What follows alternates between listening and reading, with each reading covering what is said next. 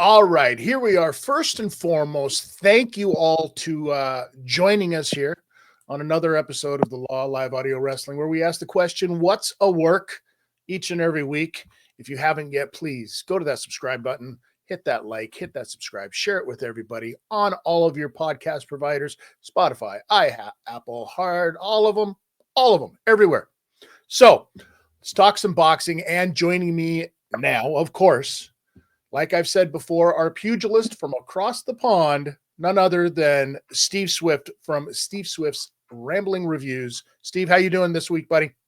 I'm fine, thank you. Tally ho, pip pip, etc., etc. Does it ever, when you do these things and you're talking to people online, does it ever get out of control when they ask you to hit all of the typical British phrases? No, not really. I like all that. I'm not part of the upper classes. I don't have a polo pony. Well, no, I've got one, obviously. I mean, we all do. Every English person has one polo pony. You get given a polo pony when you're born. But I only have the one. And generally, you should have a string of polo ponies, as it's called among the rich of the country. Funny side story, Steve. One of my very first jobs as a child was working at a polo field. Ooh, I was the hired help. Don't get it twisted. I was not there to perform on the backs of horses. And quite correct. You should leave that to the professionals, like my good self, who understand what a chucker is. Now I know that word, but I don't know what it means. I mean, I can spell it, which is great. I don't know what it means. All right, so we're going to talk boxing because that's what we do. We're talking the business of boxing, all of the boxing, and it's been crazy lately. And I want to get your opinion. Let's start right out the gate. What's going on with Ryan Garcia? The thing is that Ryan Garcia, I mean, for those who don't know, is suspended. And consequently, we'll have to find places he can fight. And that does seem at the moment to be Japan. And he's, I saw a picture in which he was doing this with his eyes. And that's not really ideal. It really isn't. I mean, I don't know whether the picture was adulterated. I don't know, but that's not ideal. He will be fighting Mr. Anpo, who fought. He's an MMAer, isn't he? But fought Manny Pacquiao. He's a tall gentleman. Yeah, Anpo. He's a very tall guy. He tried to fight, and the reason he fought Pacquiao. Ryan Garcia says, I feel slighted because he tried to knock out Packy. It's like, listen, you're in a fight. What do you think is supposed to happen here? But he's a kickboxer. He's a kickboxer. He's not a boxer, right? He's a very tall fellow. How do you think Ryan does in this, though? Because this is an exhibition, right? Because you can't fight. It doesn't matter how Ryan does. It doesn't matter how he does in the boxing. This is not about the boxing of boxing, is it? You know, he could come out and just trash talk him, and the ref could say, "Let's just trash talk for 3 rounds," and you know that would be fine. He could slip and fall on his ass. People would love that. Whatever he does, it's the circus, so it doesn't really matter. I think he needs to. It all depends what Ampo brings, doesn't it? I mean, you know, he's got a reach advantage, funnily enough. Ryan's going to have to get in there close. He'll get in there close, work the body. He'll do all right. He's got great skills. It's just that he's not interested, it seems to me, in boxing. He's interested in branding, and that's a separate thing. But you know, he'll probably finish him in a couple of rounds. He'll work the body. I would. If it were me, which it definitely isn't. But isn't that what boxing is all about right now, is the branding, it seems to be? It's not the, you know what I mean? It's not the business of boxing. It's not the boxing of boxing. It seems to be the branding of boxing. Holy shit, we're going to have to do a third one of these, it seems like. Yeah, it's another B, which is great. You're quite right. And when social media comes into that, and reality TV comes into that, um, that's the issue, because we've got Tommy Fury coming back, and and all of that. And this is a reality TV star who hasn't really, not a reality TV star. He was on Love Island. He's not really a star, but he's not on anybody's lips. In this country, he's not. You don't open the papers and see him on the front page or anything. But he's coming back, and it's almost as if the boxing is your side hustle. So I'm a brand, but I can always fall back on a bit of boxing if I fancy it. And with all the stuff around kickboxers, and as I said last week, someone walking across the car park who happens to own the local casino, bring him in, because he'll be able to bring in some punters. Great. With all of that, and it comes from blue collar boxing, which came from a purer basis, but that's what it's become.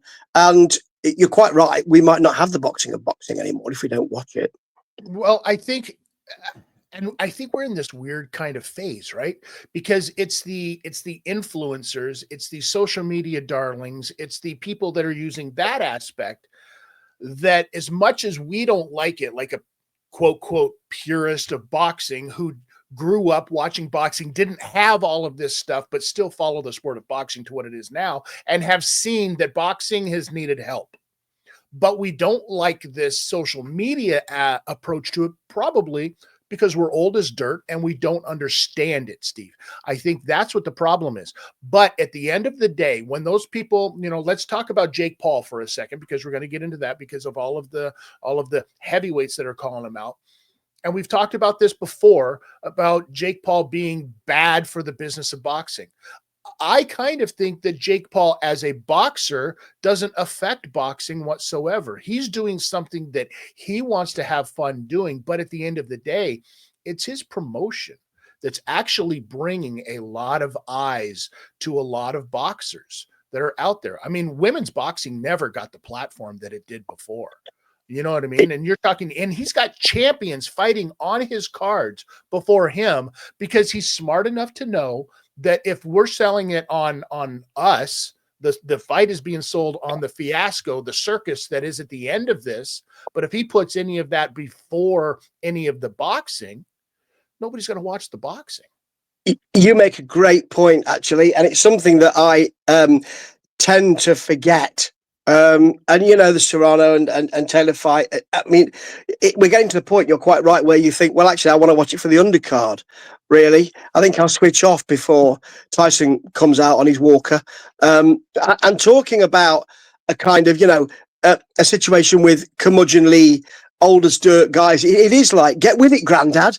Now, you and I use social media, and I use it a hell of a lot, and think I understand it, but I do feel sometimes that, yes, the purist in me, who says I want, in inverted commas, legitimate boxing for titles, is sort of, well, that's finished now, Grandad. Get with it.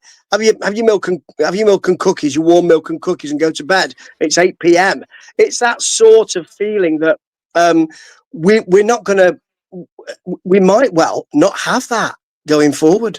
We might well have, it's a reality TV situation, this then, and we won't have WBO, WBC, or we'll have the TV companies or streaming companies that control all of this. So they'll be the sanctioning bodies now. That will feed into the idea of, well, we're going to have a league. That would feed in just the feeling that with the feeling that there's going to be a league. We might have a league. That's something that's not been discussed recently, but it was something that was mentioned. The Sheik mentioned it, and that feeds in really well. I've got a conspiracy theory going on now. You put it together for me. That's what I'm saying, Steve. Yeah. These are all little tiny Lego chips that could be put together to make this thing, right? I'm going to end up next week having one of those charts, with thrillers, serial killer thrillers, for those films on the wall. Yeah, there's the Sheik here, and there's Tyson Fury here. Yeah. Well, listen, when we're talking Furies, we've got Tyson Fury. That fight is coming up this way as well. I want to ask you very quickly, because I was thinking about this earlier. Can a 36-year-old Tyson, right? Can he actually beat a Usyk this time around? Well, this is interesting because I said many times on the boxing of boxing that I'm a great fan of Usyk, and incredibly, I think he's an incredible boxer, and I think he's a boxer. I think he's a tactical boxer, and he's really a cruiser in my view. If we're going to be very, if we're going to get hard on weights about it, and I think that he doesn't care, so Joshua much bigger, Tyson Fury much bigger. I'll just go in and box those guys. However, I thought that Tyson Fury I thought he'd be given a boxing lesson. Mhm. And I don't know whether I don't think Usyk took him lightly, but I mean, he had him rocking Tyson Fury, and he did. There is some, when he said, I took my eye off the ball because I was enjoying myself too much, I thought, actually, you possibly did. So it's a far more interesting fight than the first one. Coming into it, I was thinking, let's get this one over with, and then we can say Usyk's the best boxer on the planet in that weight, and no one can touch him in that weight class. Right. But it's not like that. And I thought that what Fury would do is work the body, and that's all I've seen of Usyk. That's his Achilles heel, I thought, because Joshua had a go at that and had some success. But he actually used. You see, the thing with Tyson Fury is that because of the business of boxing and the branding, if you want to talk about it, of boxing, you tend to forget, or one tends to forget what a good boxer he is, and he's extraordinary. And the great thing about Tyson Fury is I don't know why, because I look at him and I think, you're not really. I mean, I can see what you're doing, but I don't know why you're so successful here. And he really took his foot off the gas. So I think that Usyk wins this fight, in my view, because I think he'll have thought, okay, there are certain things I need to do. Can't let him lean on me. Can't let him do any of that. Can't let him. Mind you, we didn't lean on him too much. This is going to be very interesting. I need to think about this, but I think Usyk still comes out on top. Here's what I think. I think Usyk does come out on top because at the end of the day, we're talking about boxing. I think that Tyson Fury is a hell of a fighter. I think that Tyson Fury is a throwback to what he is. He's a gypsy fighter. And if you talk about the way that whole, tough as nails, the only thing that stops those guys from being tough is age. And I think that maybe that's where we are right now. So you have to rely on boxing and the slickness and the ability to slip off of the center line and get a punch in and do what you got to do.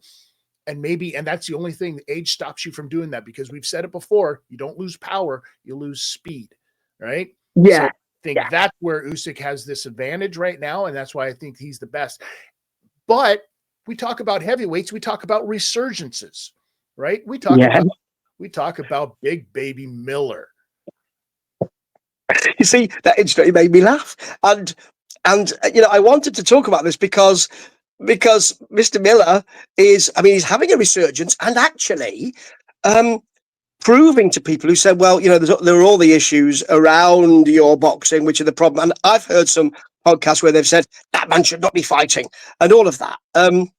And he's proving to people that actually he can apply himself. Now, this and he's fighting.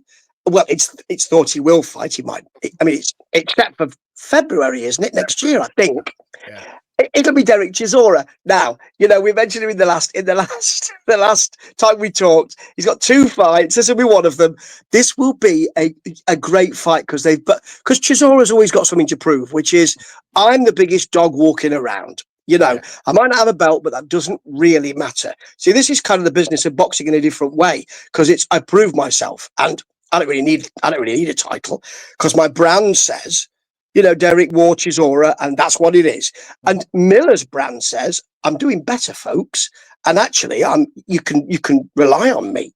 This is going to be a great fight. It'll probably be crap because I said it's great, but it'll probably be. They'll probably both stumble on the way into the ring and both break their legs, but. I think it should be a superb fight because there's something on the table for both of them. I think it's going to be a fun fight.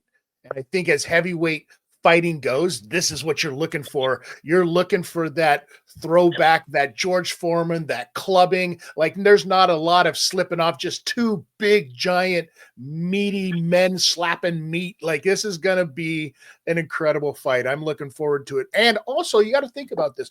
The heavyweight division, the way that it is right now, like what's going on with it, right? You just saw Anthony Joshua lose, right? You've got Usyk and Fury tied up. Now these two tied up for February, it looks like. I mean, the odd man out, it seems to be, are two guys, Deontay Wilder still, and we all know how I feel about that. We've talked about that one. And, of course, another man, Daniel Dubois, who has thrown his name into the ring with this whole thing with Jake Paul. Are you kidding me? It's just, you see, the thing is, you know, if I was Daniel Dubois' manager, I'd be saying, fantastic, you're a champion and you've just beaten AJ. I think you should fight a YouTuber next, because that's really gonna legitimize your title. Now, I suppose, I mean, the rumors are now that he said, "Oh, I don't think I'll do that," and some other YouTuber has come up and said, "I'll put $15 million down to fight you." But for a while, it was of interest, and this is what we're saying. You know, this is what we were saying earlier, really, in that AJ did it. So because AJ's done it, and really, Tyson, it could have been a disaster. All of this side hustle. Again, you can keep your title and you'll be okay, and that's you've still got your legitimate title. Doing it in the air, you know, all that. You still got your legitimate title. But you can go and do a little bit of stuff like a Saturday job on the side, make 30 million, beat up a YouTuber or an MMAer, and then not have a problem. Now, Tyson Fury did, in my view. I think he really messed his brand up and desperately needed that first Usyk fight to mend it. But AJ didn't. I mean, he did that himself in the ring with Dubois. However, Dubois might think, I can just go over here, get a lot of money fighting Jake Paul, knock him out, and then go back to being a legitimate fighter.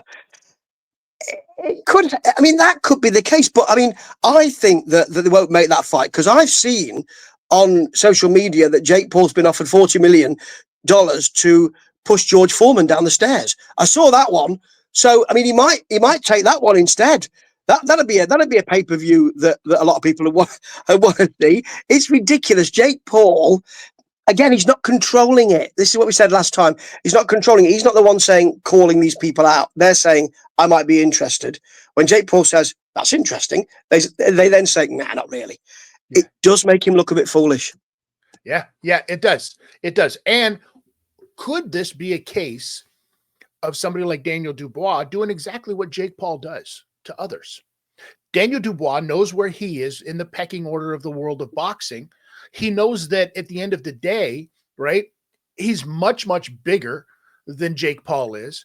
But Jake Paul has this way where he wants to be the A side on this. He would definitely be the A side on this one, right, on a fight like that. But does Daniel Dubois, we know who he is.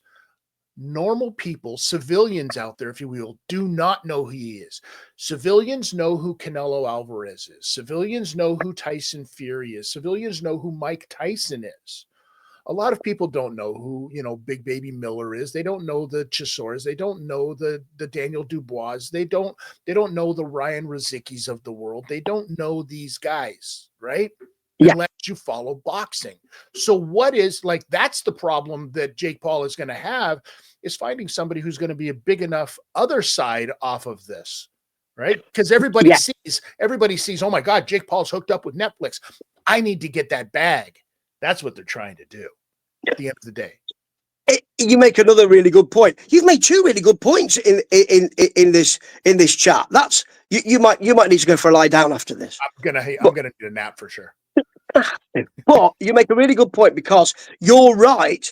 I mean, he's a titleist, Dubois, but he's not a big titleist. Historically, that's not been he's not a big titleist. You're quite right. And so, yes, Jake Paul would be on the A side of that, but I'm not sure, as you say, he might, even if Dubois was saying, actually, I don't think so, he might be saying, I'll reach out to your people. Jake Paul might be saying, you're not big enough, mate.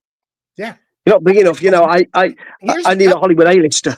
Here's the other thing. We've seen Anthony Joshua, as big as his star is, we've seen him getting taken out by virtual like underdogs.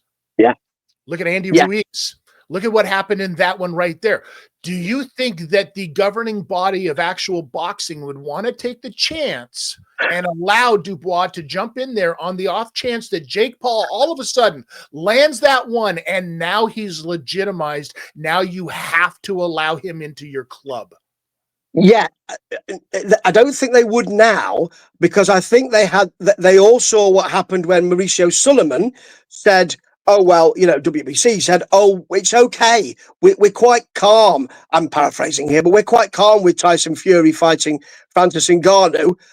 He must have looked on in horror. He thought, he's not prepared. Yeah. He's on the floor. And so I suppose people would say, actually, governing bodies would now say, well, our fingers have been burnt by that. Yeah. I don't think in a million years that Mauricio Sulaiman would have thought that could happen, really. But yes, people will be burnt by that now. And we'll say, no, I don't think so. He's got to go to Hollywood for the A-listers. Jake Paul now. He's got to look at that. What's that bloke? Taters Channing. What's he called? Him. Channing Taters. Whatever he's called. And he's got to go for that, or Josh Hairnet, someone like that. He's got to go for all of those. He'll have to go to Hollywood. Steve Swift. Yes. Add to your board, because I'm seeing it now. Jake Paul, Mickey Rourke. Mickey Rourke. He's got the name. He knows how to box. Oh my word! That'd be extraordinary. That would. I mean, the only thing that could tip that would be a sort of a 2-against-1 tag team fight, boxing fight with Jake Paul in one corner and Schwarzenegger and Stallone in the other. That would be with Jason Statham in their corner. But I think Mickey Rourke, you see, Mickey Rourke that's a great. You've had three. This is unprecedented. I think Mickey Rourke would bring the chat as well, and people still know who he is. It would be extraordinary. I think that. Well, you know what? We're gonna start pushing for this one. I'm going to start that narrative. We're going to make it happen. Internet, do your thing. Let's get a hold of Mickey and do this right away. Steve Swift, this has been another exciting episode of the business of boxing, the boxing of boxing, and the branding of boxing going forward. Man, as usual, let everybody know where they can check you out. They can find me on TikTok. I think I'm Steve.Swift088. They can find me on YouTube. I think I'm at World Weary Guy 1 on that, because I am very well. Oh, my word. You can see with the beard. Tell you what, this side of my tash is not really. It's a bit itinerant. It's not as curly as the other one. I'm going to have to try and train this. Anyway, yes, you can see me. You can see me. I'm on X. I'm on Facebook. It's Steve Swift's Rambling Reviews. If you put that in, you'll find me in all sorts of places. And woe betide you if you do. Tremendous, everybody. Thank you once again for joining us. Please hit that like, hit a subscribe, leave a comment. We love to interact with all of that stuff. And for the rest of you, we'll be right back after this.